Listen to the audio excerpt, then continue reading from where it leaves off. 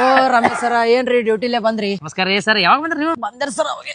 Train late ಅಂತಂದ್ರಿ ಇವತ್ತ? Train ಹಂಗೆ ಬಂತ್ರಿ, late ಆಗಿತ್ತು, ಹಂಗೆ ಮ್ಯಾನೇಜ್ ಮಾಡ್ದಿ. ಬರ್ರಿ ಹಿಂಗೆ ವಾಕಿಂಗ್ ಮಾಡ್ಕೊತ ಮಾತಾಡೋಣ.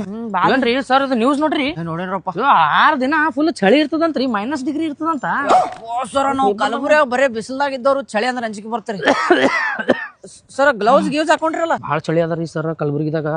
ಸರ್ ನನ್ ಮಗ ಫಾರನ್ದಾಗ ಇರ್ತಾನ್ರಿ, ಅಲ್ಲಿಂದ ತರಿಸ್ತೀನಿ ಅಂತಂದನ್ರಿ, ಅದಕ್ಕೆ ತೊಂದಿಲ್ರಿ ನಾ ಗ್ಲೌಸ್. ನಮ್ಮ ಮಗನು ಫಾರನ್ ಹೋಗ್ಯಾನ್ರಿ, ಮೊನ್ನೆ ಥೈಲ್ಯಾಂಡ್ ಹೋಗ್ಯಾನ.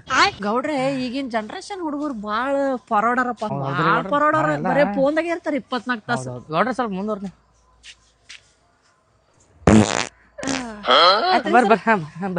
ಏನ್ ಸರ್ ಇದು ಗ್ಯಾಸ್ ಪ್ರಾಬ್ಲಮ್ ಭಾಳ ನಡ್ದದ್ರಿ.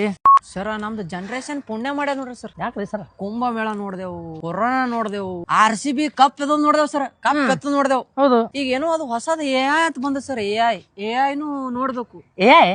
AI PI ಗೊತ್ತಿಲ್ರಿ ನಮಗ್, ನಮ್ಮ ಆಯ್ ಗೊತ್ತ ಅಷ್ಟೇ, ಊರಾಗಿರ್ತಾಳ. ಸರ್ ಅದು ಯೂಟ್ಯೂಬ್ ದಾಗ ನೋಡಿನ್ರಿ, ಯೂಟ್ಯೂಬ್ ದಾಗ 100 ಕೋಟಿ ರೂಪಾಯಿ ನಾಯಿ ಅಂತ ಸರ್.